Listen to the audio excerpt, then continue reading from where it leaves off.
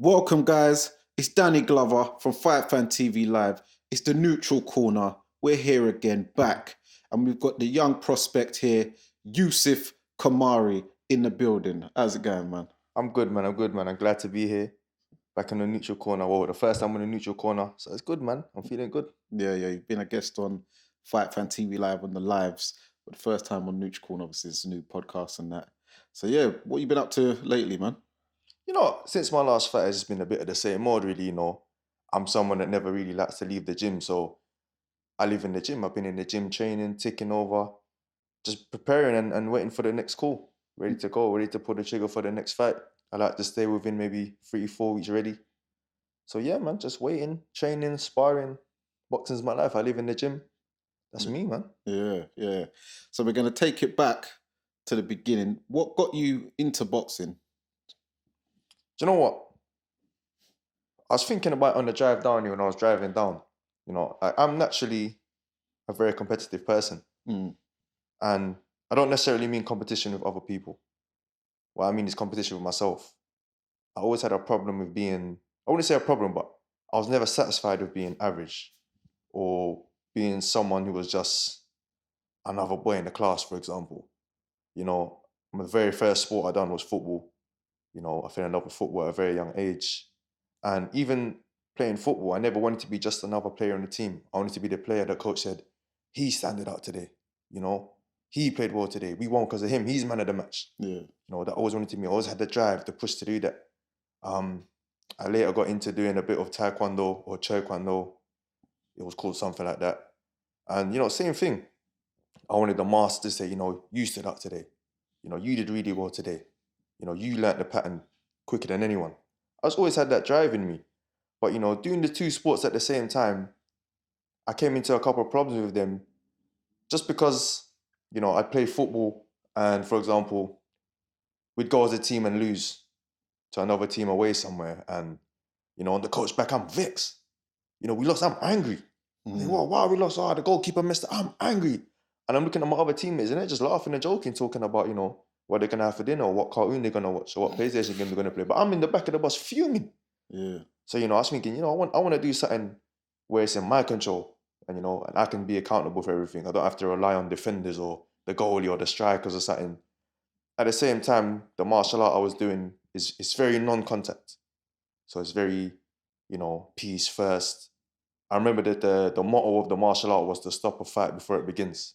So it was more like Danielson, more like Miyagi Dojo than Cobra Kai. More like Miyagi Dojo. Yeah, exactly as that. Less of the Cobra Kai, more the Miyagi Dojo. And I was thinking, I just felt I had more to give. Do you know what I mean? I thought I had more to give. I had more potential than what them two sports were getting out of me. Growing up in Northwest London at the time, the only boxing gym that was really around was All Stars.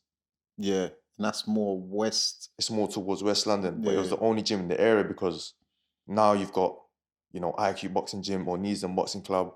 You've got Stonebridge Boxing Club. There's a lot of gyms in the area, but at the time it was only All Stars.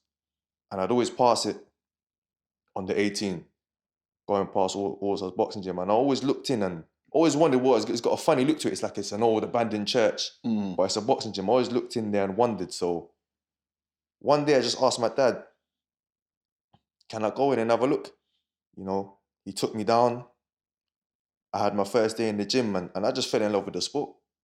I thought, when you find your calling in life, that was me. Yeah. I'm very grateful to have had that at a very young age and found my purpose at a very young age. But from the first day, and I still remember the first day I ever trained in that gym, clear as day. Yeah. I still remember it. What can you remember from that? What stood out for you? So I walked into the gym, right? I'll go back to the first day when I walked in and just initially asked about training in there. So I've walked in and I've asked about training. So they've sent me to Mr. Akai, who's the head of the gym. He passed away a couple of years ago. May he rest in peace. Yeah. I've walked up to Mr. Akai and then I've gone, hello, sir. I've been directed to you. I want to join the gym and start doing some boxing. And he looked at me up and down and he goes, can you fight? And I just went, I looked around and he's talking to me like that. And I went, yeah, I can fight. And he goes, where do you fight? I went, anywhere. But I know I can fight. And then he pointed to some big guy, because they had the amateur class going on at the time. Pointed at some big guy and he goes, well, yeah, you're going to fight him today, so I'm going to see if you can fight. But he was just testing me to see if I was going to flake or not. And I was like, yeah, I'll fight him. But inside I was shaking, you know what I mean? Yeah. I'd never boxed before. I didn't know what was going on. But he just played, obviously, nah, I'm just joking. I was just testing you. So that was the first time I walked in the gym. Do you know what I mean? I remember this clear as day. Just from that day, I think, even before the first day, from that day, I knew this was for me. Do you know what I mean? It's like a challenge. I'm already being challenged from when I walk in. Yeah. I haven't even joined the place yet. So I thought, yeah, this is me, man. Yeah. So is that the only amateur club that you stuck with or did you go to any other ones? I'm talking like box for them, carded the, or was you like an all-stars boxer? I was at All Stars for about 7 to 8 years. Okay. So All Stars a very long time. I moved over to where I am now. Can't remember exactly what year, but I moved over to Neasden Boxing Club with Xavier Miller, my coach now. And been with him for the last 2-3 years. I was amateur and then I turned pro with him. And been with him since then. So that was the only 2 clubs I boxed for, you know. I'd been into other gyms every now and again. I went to Islington. I went to Cuban Boxing Academy. I did a little show for Repton here and there. So I boxed for a few other clubs, but the only 2 clubs I've been carded at was All Stars and Neasden Boxing Club. I'm not like these guys that like to jump gym, because sometimes I feel like people take losses in boxing and like to throw the loss on the coach. But you know, I'd always want to see myself as someone who could take ownership of their loss and, you know, admit to me making the mistake, as opposed to saying it was the coach, it was the strength coach, it was this, it was that. So, you know, I stuck with my coaches for a very long time. Okay, yeah, man, that's very true, and it's about loyalty as well in this game. It's not about just at the first sign of adversity flying off to think that the grass is greener. Because in amateur boxing, especially, everybody takes a loss. Even the people who have retired as pros undefeated. You check their amateur record. You check Lomachenko. You check Floyd Mayweather, Joe Calzaghe, Andre Ward. You check their amateur background. There will be a loss on there. So no one is really undefeated. Especially in the amateurs, because it's so short and everything's 50-50 basically. So it's impossible. Like, losing's a part of life, let alone boxing, you know. Just a part of life. It's how you take the loss that determines you. You can either sit down and sulk about a loss and do nothing about it, or you can take the positives from a loss and better yourself. You know, I'm coming off a loss, you know, I could still be sitting there crying about, oh, you know, the judges, because I still think I won the fight. But I could be sitting there telling everyone, yeah, the judges robbed me, the judges this, or, you know, I should have won the fight. But, yo, if I keep doing that, I'm not going to progress anywhere, and I'm going to be stuck in the same state of mind since the fight. But I'm just taking the positives from it. I'm moving forward and trying to better myself, take the positives I can take. Basically, going back to the drawing board. Yeah. Go back to the drawing board, know what I need to work on, and just to move forward. Yeah. I'll move on and get better with myself. So talking about judges, you know, recently and probably the past year, we've had quite a lot of decisions which the public have made known that they've not been happy with, including your one. Do you think that there's a problem within the judging system and the way that it's been judged? And do you think it needs restructuring at all? Boxing's had a problem with that from the beginning of time. From the beginning of time. Like, we can go back years and name fights where we believe the wrong guy's got the decision. I'm sure you can list. Oh yeah, you can list many. It's mad, because when you look at certain fights, and there's fights out there where everyone believes one person's won, yet there'll be 2 or 3 judges who differ from the majority. One of the fights that reminds me of this is the first Pacquiao-Bradley fight. Yeah. You know, where the 2 judges had Bradley winning, yet everyone else had Pacquiao winning. And when stuff like that's happening, it just shows there's something's not right in boxing. I can't say what it is, because I don't know, but something has to be changed. Something has to be done, because I did a little Instagram story the other day, and I was talking about it when a fighter gets robbed in a fight, because it's fights when they grow up. So if a fighter gets robbed in a fight, you're not just robbing him of a win. You know, you're robbing the fighter of 10 to 12 weeks of sacrifice he's put in. You know, some fighters are away from their family for this time. Not only the fighter, some fighters' team are away from the family. You know, so you're robbing them of all the sacrifice and hard work they've put in. You know, credit has to be given where it's due. And if a fighter's won the fight, you need to give him the victory, man. Yeah. You know, Jack Catterall's been working his whole life to be a world champion. You know, especially when it comes to title fights. He's been working his whole life, not just for one world title. That was to be the unified champion of the weight. Undisputed champion of the weight. He's been working for that from who knows how long, since he put on the gloves. So the whole career, he's put in this time and effort and grind and sacrifice. Who knows what he sacrificed for boxing? For it to be snatched away from him, you're robbing him of everything he's put in. Yeah. You're not robbing him of just a victory on a night and just a belt and just his little moment. You're robbing him of all of that and his team of all of that and his family of all of that. Because that win could have set him up for paydays in the future, maybe. Yeah, because that's what I was going to get onto. That it's not only just robbing him of the victory, he's robbing him of the momentum to probably be out a lot sooner. Also, future paydays, because unfortunately in this sport, they say you're only as good as your last fight. So you're messing up someone's purse, so you're messing with people's wages. People got families, livelihoods, things to do, future plans, investments. So it is something that I believe that does need restructuring. A lot of people have spoken about a lot of the judges they feel were maybe like old, so they're not really seeing things or up to date with the times. Also, with a lot of the different governing bodies between WBO, WBA, IBF, WBC, that their criteria of judges judge differently. Like, for instance, they'll say the WBO, like effective aggression, just a man coming forward. But then the IBF will like someone, you know, what do you say, like cleaner punches and stuff like that. That's why you hear certain fighters when to me, I think, surely, you know, you've been beaten. They'll go, oh, well, I think I've landed the cleaner shots, even though you've just got like outworked completely. But they'll say that just to save face, I imagine. But yeah, it is something that does need restructuring, man. And it's unfortunate that you was on the wrong end of a decision, because that would have catapulted you.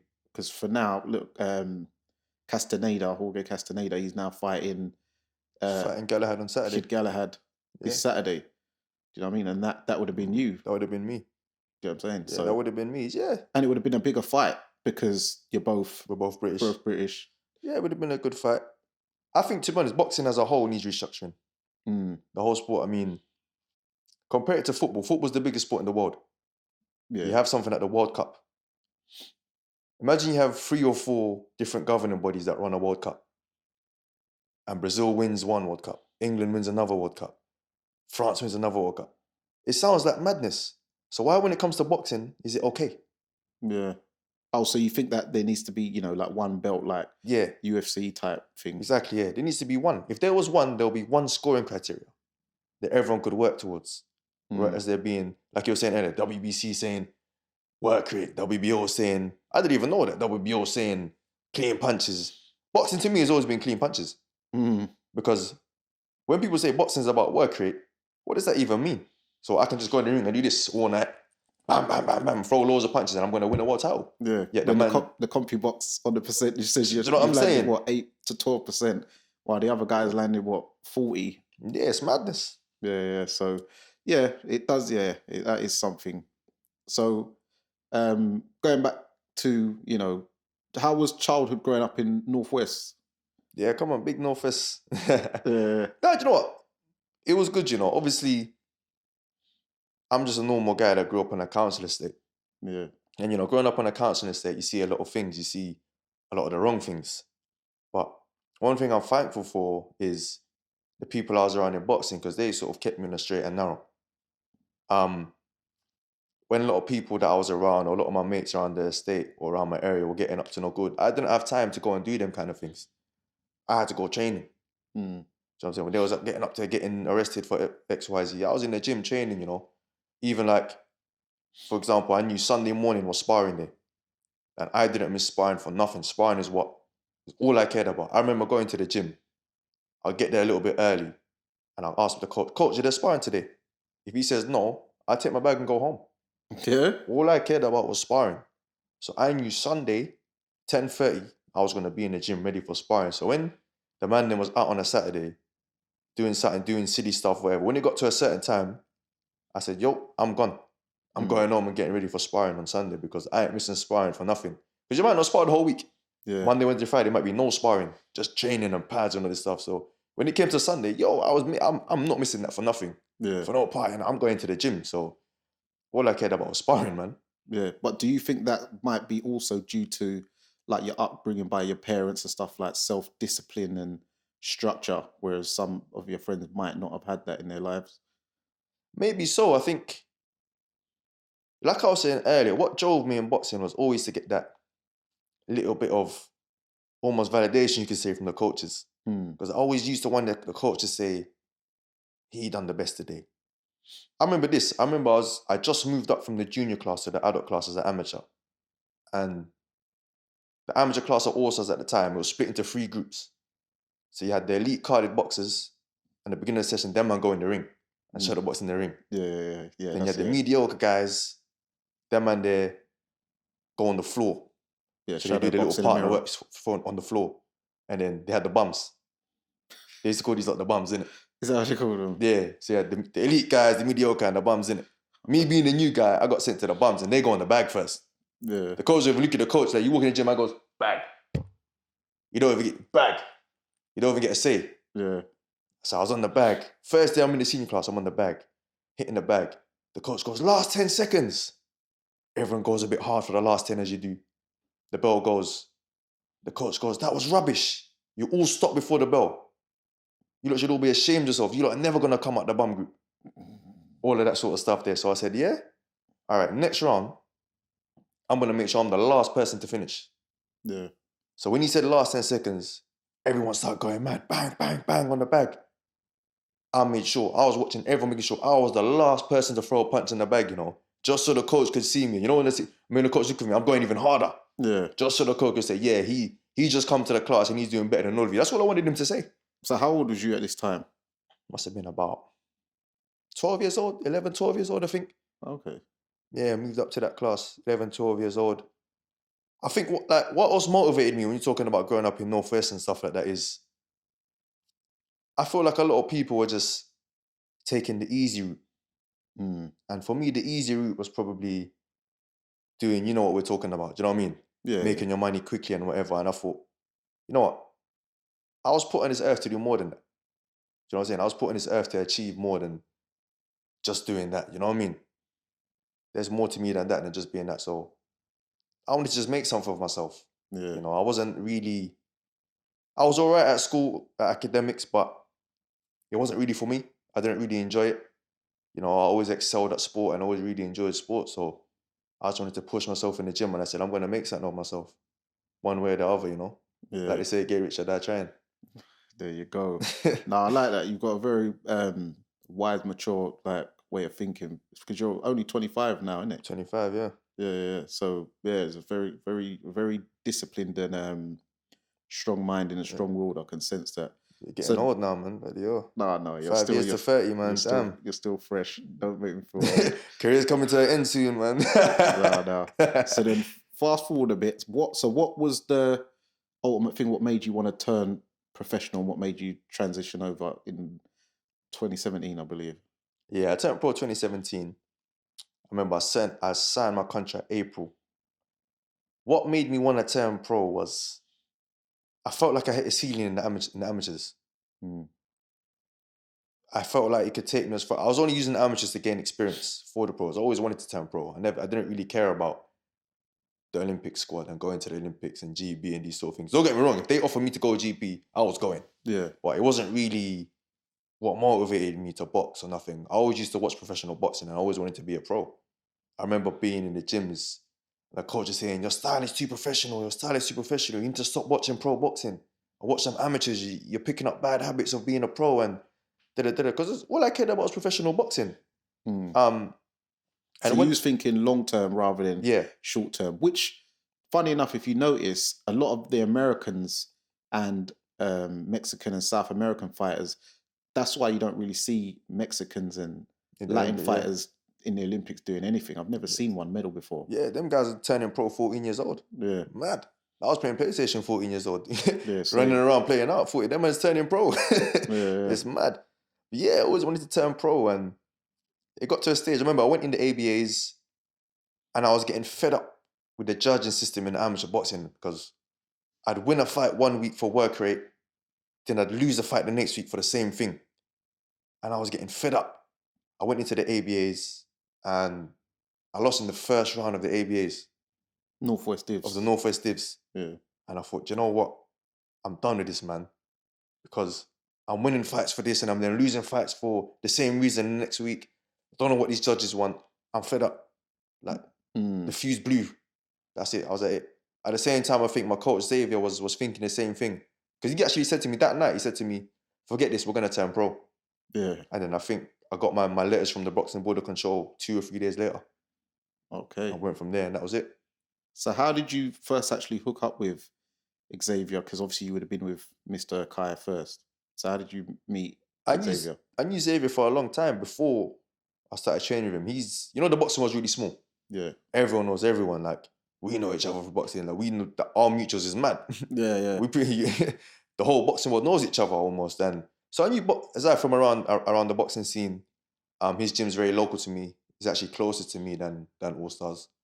And he'd bring all these boys to sparring on a Sunday. Remember the Sunday sparring at All Stars? So I think initially that's where I met him. And when you just click with someone, you get along with someone, and on top of that, I like the way his boxers box, and we seem to just understand each other when we speak about boxing. Whenever I see him at a show or I see him at a sparring or something, we just connect when it comes to boxing. We just understand each other. Yeah. At the same time, as I moved over to him, I used to do this thing where I'd go on Google, I'd find a boxing gym, I'd pick up my bag and I'd go and spar randomly. Yeah. I do it a lot. And I was thinking, oh, I ain't been to Savage Gym. Savage Gym's local and I know him. I picked up my bag and I went. Yeah. I sparred at his gym. I liked it. He invited me to come to a sparring at another gym, maybe the week later. And I think after I finished sparring, because he was doing my corner for the sparring, I said, I'm going to bring my card to you next week. You're my coach. And from there, me and him's been together since then. So do you think that your style has changed since you was amateur pro, or as you were saying that your style was always quite pro? What made you, because you're a very a high IQ, slick, got a lot of moves in your repertoire. I'm the slickest. Yeah.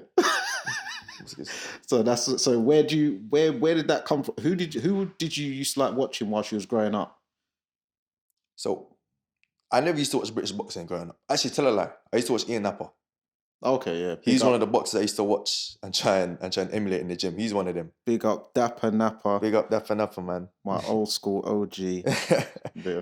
Yeah, man. I used to watch Ian Napper. He's pretty much the only British boxer I used to watch and try and learn of. But apart from that, I used to go on YouTube and just watch American sparring videos. Just find random American sparring videos or James Toney sparring videos. Guys like that. That's what I used to watch. And I used to see that. And I was just drawn to that style. The very relaxed looking style. I used to think the shoulder roll was really cool. The slip and the sliding as opposed to the British thing, which is, jumping up and down like that. Yeah. I personally think it was garbage. I don't think it's entertaining. Chin down, hands up, be first. Yeah, all of that. Last garbage. 10. Yeah. He's tired. Freeze on fours. 2 phases. He's tired. 10 seconds in, man, screaming he's tired. Do you know what I mean? Come on, bruv. So, I used to just watch it at shows and think, this is just... Obviously, don't get me wrong, if it works for you, it works for you. Yeah. But I was just looking at that thinking, nah, man like me can't be up there boxing like that with like... To put it this way, I feel like that style of boxing's got no sauce. Yeah. So I used to like watching the American boxing with the slipping, the sliding, the rolling, the Joe Frazers, the James Toneys, the Purnells. I think, right, I want to box like them guys, man.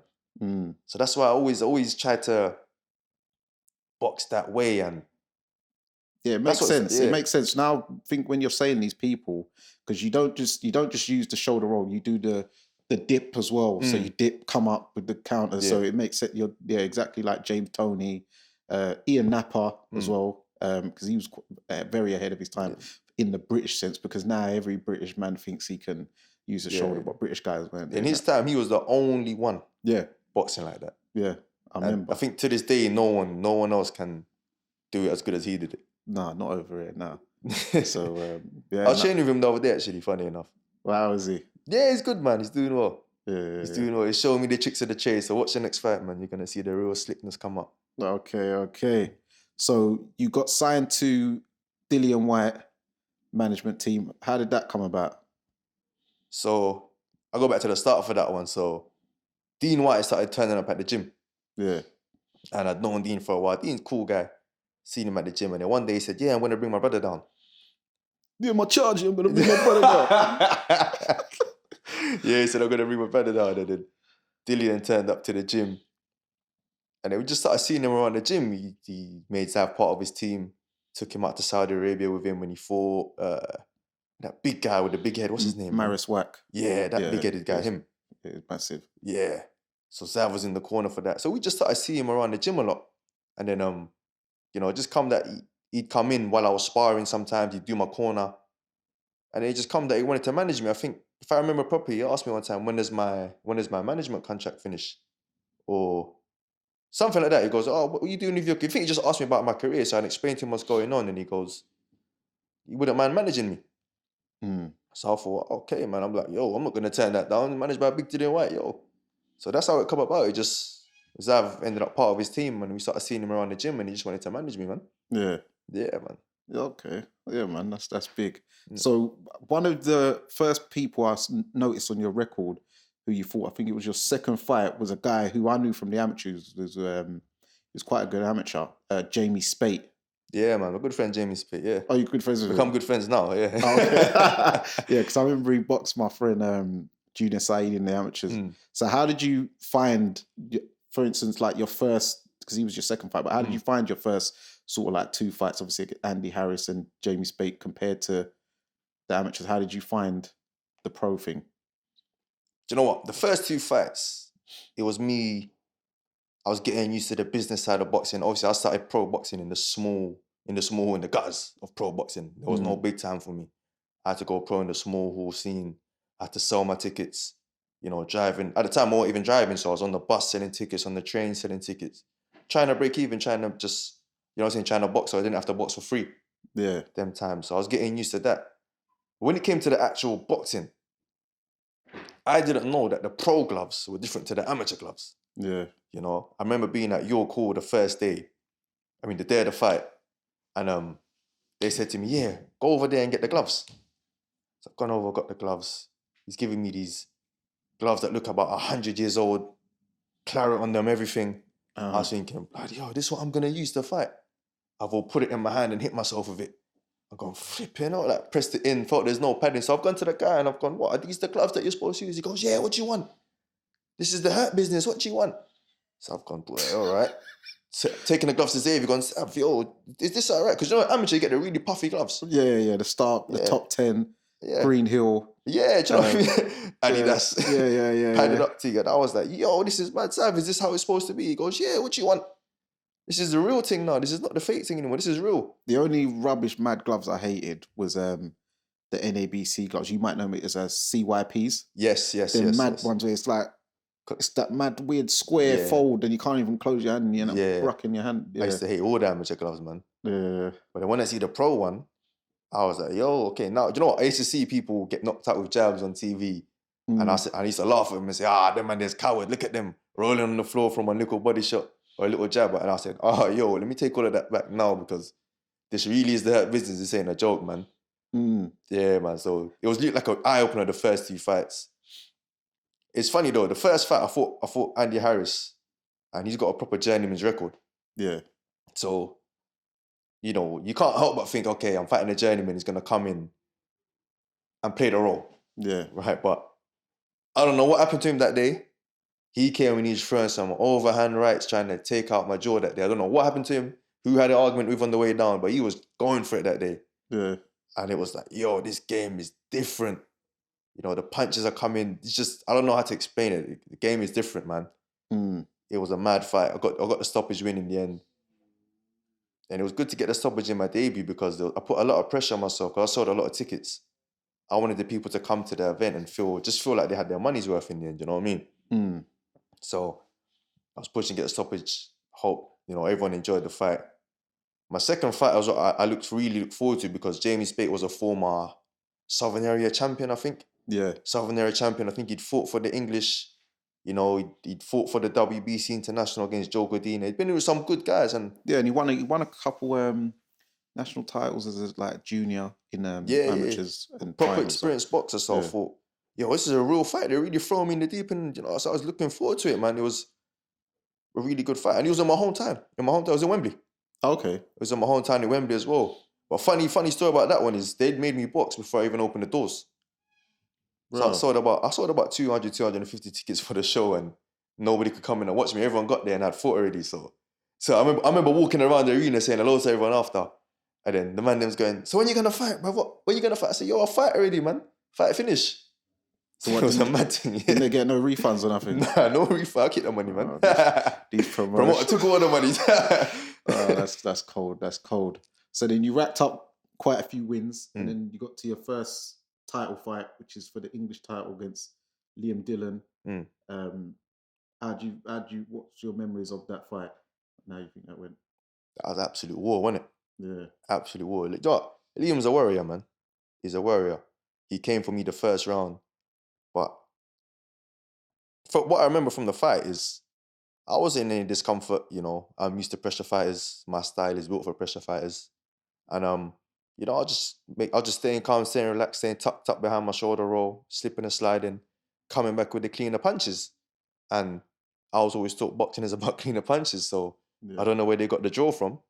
But, you know, it is what it is. The title stayed vacant and we moved on. You know, we moved on. I mean, it was a great fight. I learned a lot from the fight. It was my first 10 rounder. And it was good to get a 10 rounder like that in the bag, because now I know where my fitness, I know that I can do 10 rounds. Whereas before, when you're going into the unknown, it's a bit mad. You know, can I do 10 rounds? But now that I know that I've done a hard 10 rounds and I've done it more than once now, 10 rounds is like nothing to me. When someone goes, oh, do you want to do 10 rounds? Yeah, it's nothing going in. Yeah. Do you know what I mean? Whereas before, it was a bit, whoa. Yeah, because you skipped over the 8. I don't think you've even done an 8-rounder before. Nah, I did. No 8-rounder. Yeah, so from 6 straight to 10. Yeah. And at a lower weight, because I was doing lightweight. Oh. And then I dropped to super featherweight just for that. Yeah. And I've been super featherweight ever since. So did you find it hard making it the first time round? Nah, not really, you know. I mean, you naturally train harder when there's something on the line like that, or you're excited about a big fight. So the weight just dropped off. You know, I didn't really have to do anything crazy. No hot bath the week of the fight. Nothing. I just really easy. I was surprised. I surprised myself I made the weight that easy. Yeah. Yeah, man. Yeah, man. So then the fight which I really took notice of was when you got matched against Kane Baker.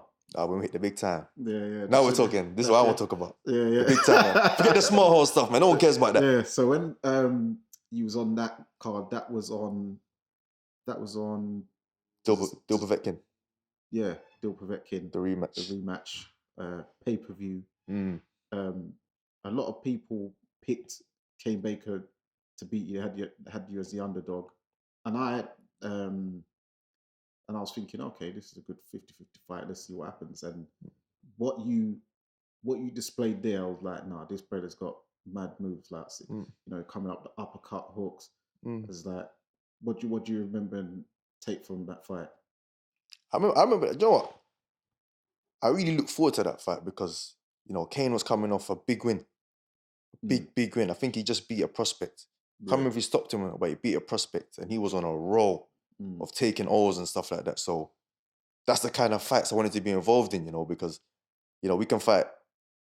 Everyone, you know, we can all fight journeyman all day, but this was a proper fight. Yeah. So I really look forward to it, you know, and I knew Kane was a relentless warrior that's going to come forward and throw a million punches around. Yeah, he beat a guy, Mishak's Spear. That's what it was, 5-0, yeah, undefeated. Yeah, he just took it all. He was on a roll. Yeah. And he come for me that day, man. But, you know, the game plan worked. It was a bit of a mad training camp as well because that was during when COVID was mad. You couldn't travel anywhere. People were closing borders to the UK. So Xavier and Dill was out in Portugal training there. And, you know, I couldn't go and be with Xavier because of the border problems. So I was training in the UK with Nicholas Prempe, you know, the other coach at IQ Boxing. Okay. And we were just working the game plan from there. I remember Zav would watch the sparring on FaceTime. And then Nick would give me the headphone, the one little AirPod headphone, and put it in my ear in the middle of the round. And I'd listen to Zav in the corner. And he'd be talking to me in the corner, you know. And then I'll go back and spar again. That's how we had to do the training camp. It was mad. Yeah. But as an experience, apart from the fact, as an experience, it was mad because, you know, you get to fly out during COVID, you know, Matchroom had private jet for us and a mad hotel. It was crazy, man. It was my first taste of the big time. And when I got that taste, I said, yeah, I don't want to leave this. I don't want to go back to where I was. Yeah. I'm here to stay, man. And that's the first boxing show that I've known of or seen in Gibraltar. So that's a new experience for not just, yourself, but also the viewers as well. So how did you find it out in Gibraltar? Is that the first time you've been there? Yeah, first time I'd ever been there. I knew of it, but I didn't really know anything about Gibraltar. I knew about it was part of the UK and it was part of in Spain and stuff. But going out there, it was just like going somewhere new, and it was mad. We didn't really get to explore because it was in the hotel. We weren't allowed out of the hotel, the whole bubble experience and whatnot. But it was a decent experience because, like I said, it was the first time being in the big time, and you just see faces that you normally see on TV, and you're like, oh, that's Darren Barker, and that's security, the boss Andy, that's this boss security guy Andy, yo, that's him. Leave the boxers alone. Yeah, Don't touch the boxers. I'm like, damn, Andy, that's the guy I always see on the ring walks. Man, like Bug. Yeah, Andy. Big up Andy, Yeah. I see him, I'm like, yo, that's Andy, I see him, and yeah, it was mad to be in that circle. I was trying to keep it together, but inside I was jumping for joy, and I was like, yo, I'm actually part of something like this. This is mad. I always used to watch, even being pro, being on the small time, you watch the big shows and you think, wow, but what keeps you going is one day I want to get there. I'll be able to experience this and box in the big show. And when I was there, it was like, yo, I hope I'm not going to wake up, this is all one fake dream, and I'm back boxing. No disrespect to the small hole thing, but I didn't want to wake up in the gym and say, yo. Everyone wants to, no one wants to be, in the small time. Everyone wants to, as goals aspirations, to be big, innit? So yeah, it's not a disrespect to the small hall thing. It's part of the process, and you've come up the hard way, and yeah, it's all about wanting to be the best you can be, really. So did you manage to see Ricky Hatton while she was out there as well? I saw Ricky, man. I didn't really get to speak to him, but even just seeing him across the restaurant and saying, yo, that's Ricky and Matthew. Yeah. I watched them guys growing up. Obviously, me being half Filipino, Pacquiao was the idol growing up. Do you know what I mean? Yeah. And to say, yo, he was in the ring with Pacquiao and Floyd and them guys. Yo, him. Yeah. It was mad, It was mad. I'd love to have got to proper meet him, but he was busy with his son was boxing on the same card and stuff. So, but it was wicked to be around like boxing royalty. Yeah. Yeah. British boxing legends and the big time people and that. So yeah, then you won that in round 5 TKO. Then you had another fight. Then you was on the Chantel Cameron McGee card. I forgot her first name.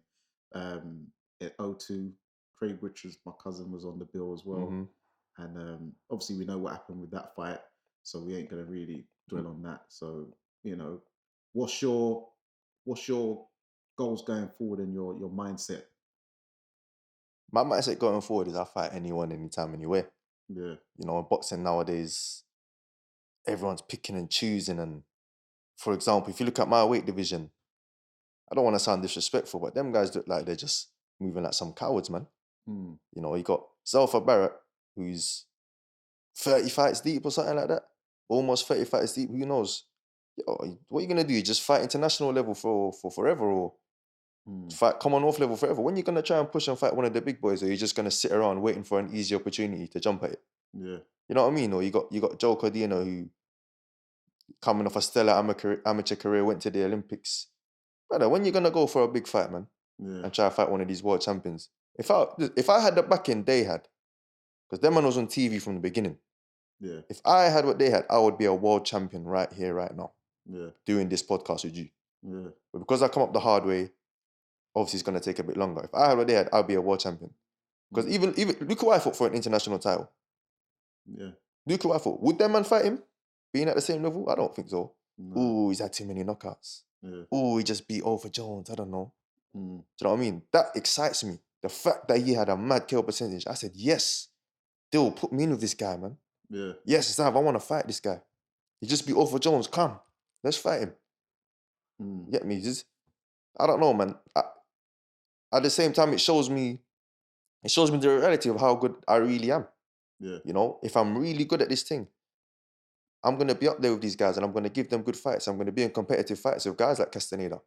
I don't want to lie to myself and fight mediocre guys and, pretend like I'm some amazing boxer when in reality I'm not. Like, yo, I'm going for it, man. Yeah. So Yeah, I have you mean, thought about the the current British champion? mm, Um, no one cares about him. Nobody cares about that guy. but it's a good title to propel yourself. Yeah. If you have that belt, then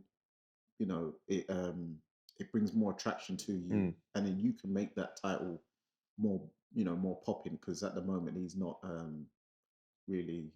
Who cares about that guy? Yeah, I forgot his name. Is Boy, it put it in the catch? comments. Is Put it it in the comments if anyone knows. catchy catcher? Something like that. Yeah, something like Kachachi or something like that. Yeah. Who the hell is that guy? Yeah. So you looking to are you looking to get him? But if the fight comes up, I don't mind. I mean, I say I'll fight anyone, man. Yeah. I'll fight anyone. I mean, whoever they put in front of me, I'm ready to fight.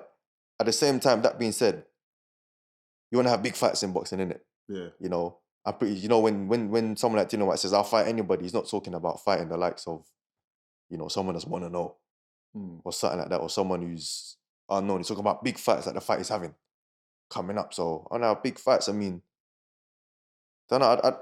Me personally, I'd rather fight someone like Joe Cordina and Zelfa Barrett. Yeah. Catch is a bit of a funny one. No one's really interested.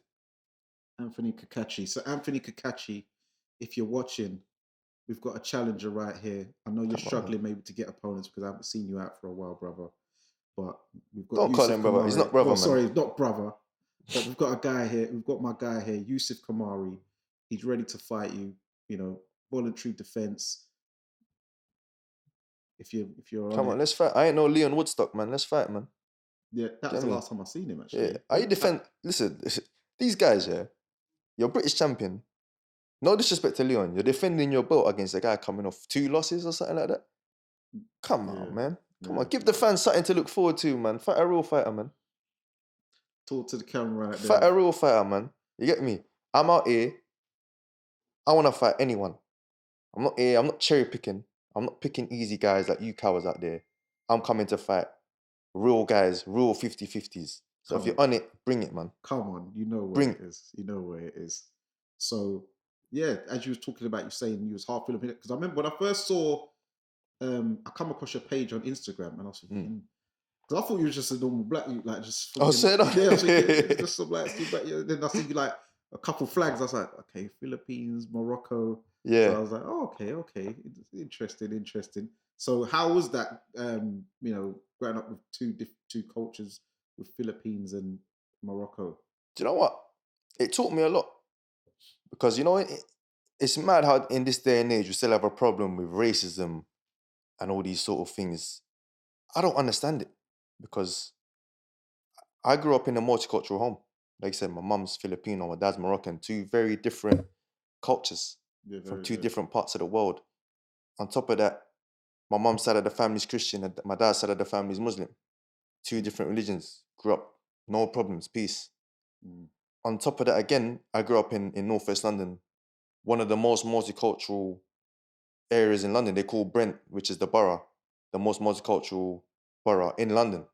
Yeah. So my school was, I remember we had a map, a poster of a map in our school, and we had to pin your country. And the map was full. There was someone from everywhere in the school. That's how multicultural it was. As we can see, we've got a map there. The cameras can't catch it, but as we can see, there's a map up there. So yeah, man. Yeah, man. It was full. The whole thing was full. There was someone from everywhere. Yeah. So it taught me a lot, and it taught me that when it comes to these problems like racism and stuff, the answer is just education. Mm.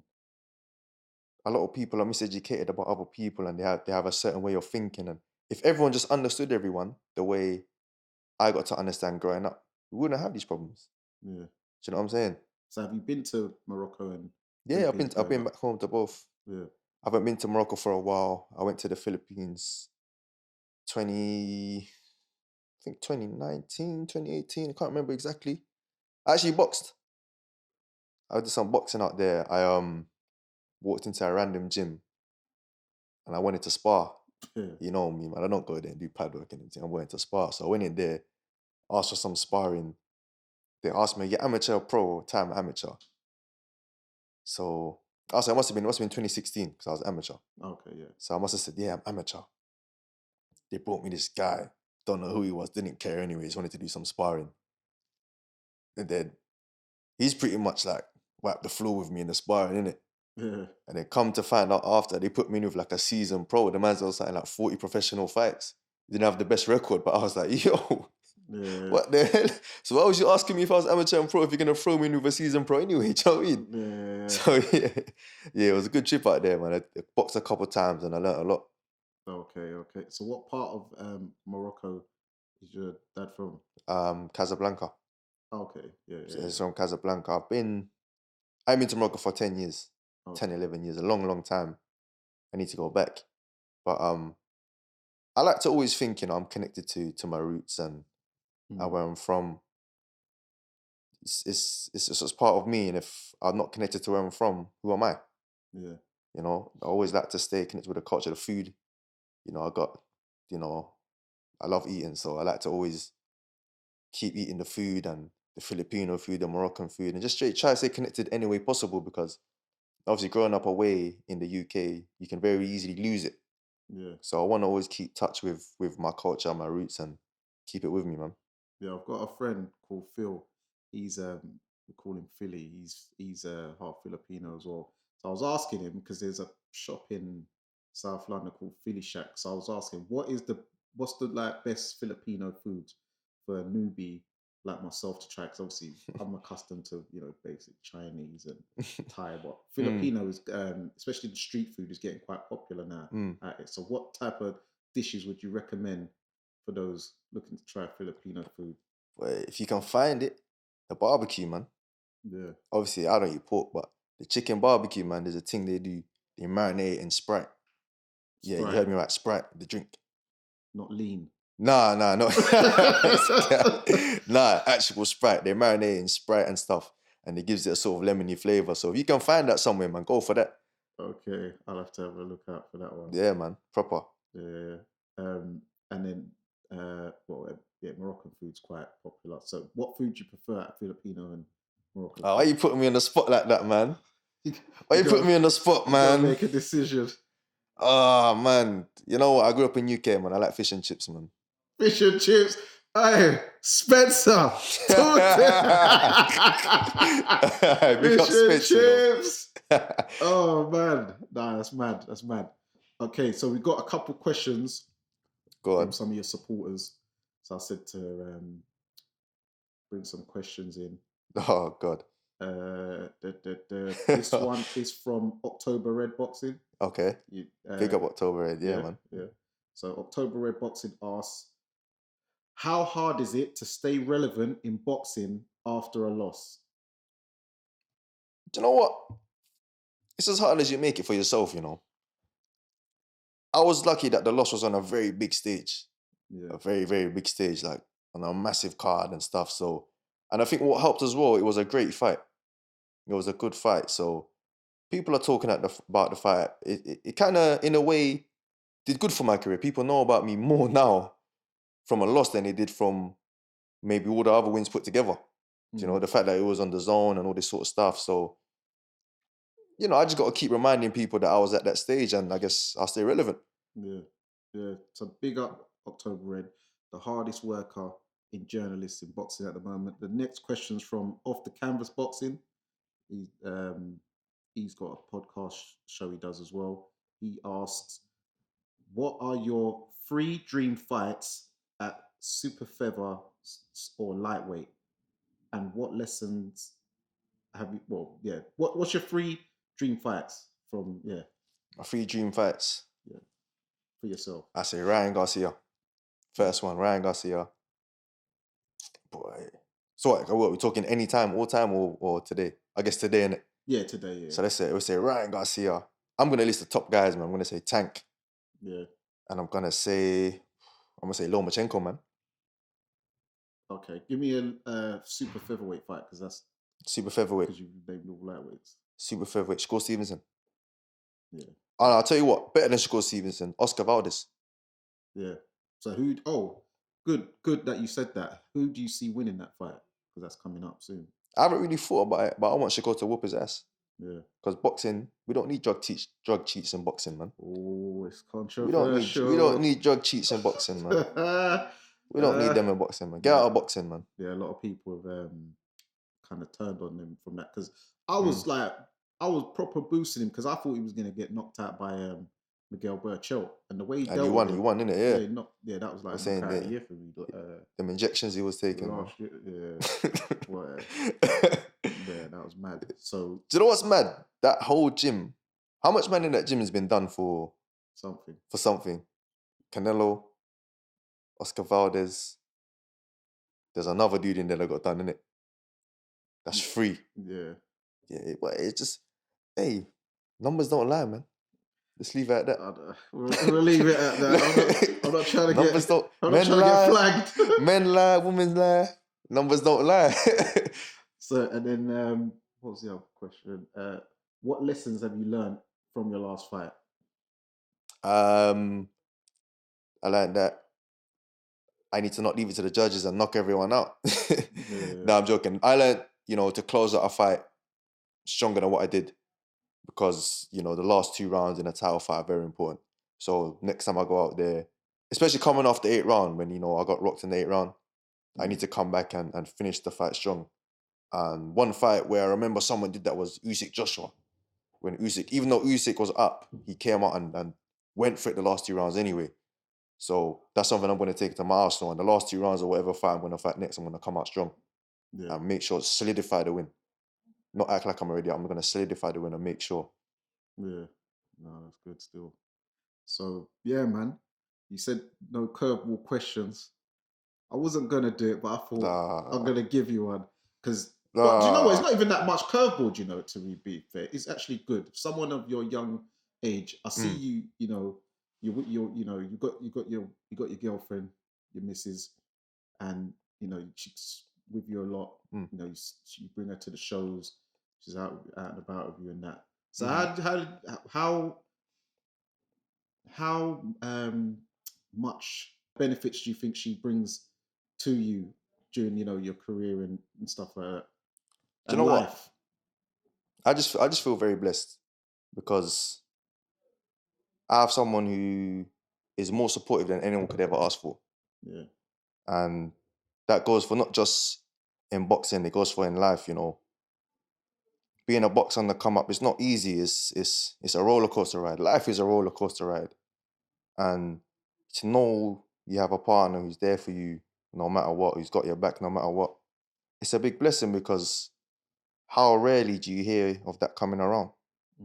It's a rarity in this day and age. So for me to have someone like that, like I said, I'm blessed, man. And, I appreciate my missus a lot. She supports me through the good times and the bad times.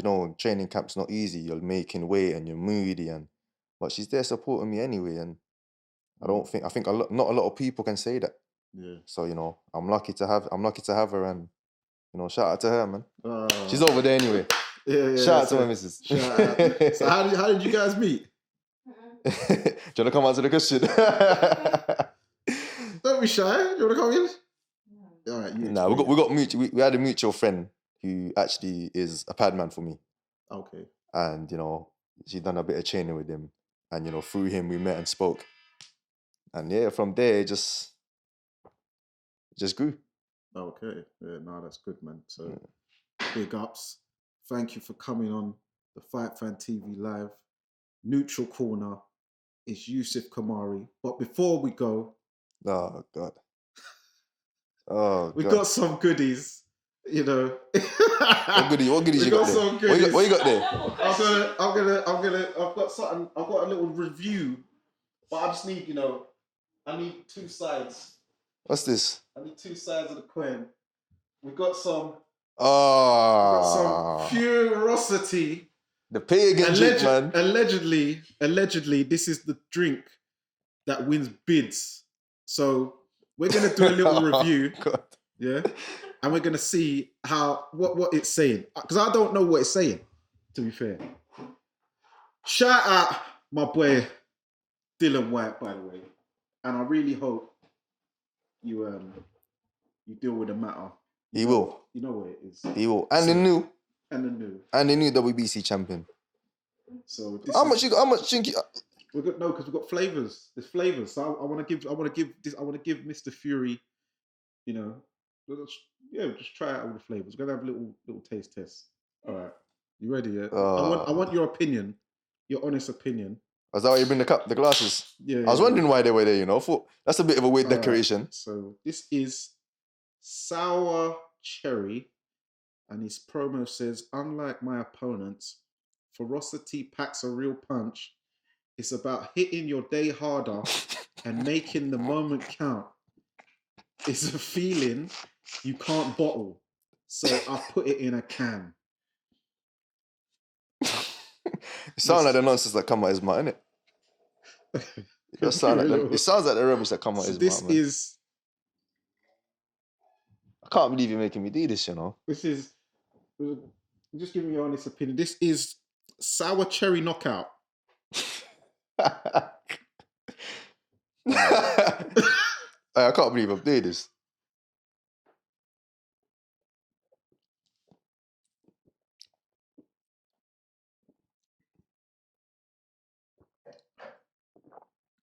What do you think? Garbage, man. Garbage, man. Oh, no. Garbage. Sour cherry. All right, we'll give him another. Garbage like Close. Tyson Fury's gonna be on Fight Night, man. This is sour apple punch. Don't give me too much, No, I know that thing's got the mad caffeine.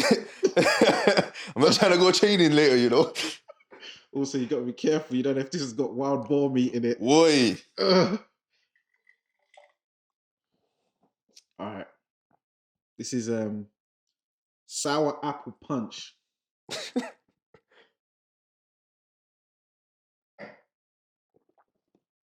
Garbage too, man. You know what? I don't even. That was horrible. And I'm being Garbage, honest, man. that was not actually nice. That sour cherry one. That was I could tolerate that one, but that apple one was kind How of. much you getting for this, man? Huh? How much you No, getting? I'm just curious because it's a boxing drink. I thought I don't Say know. no more. This is black and blue raspberry. Right.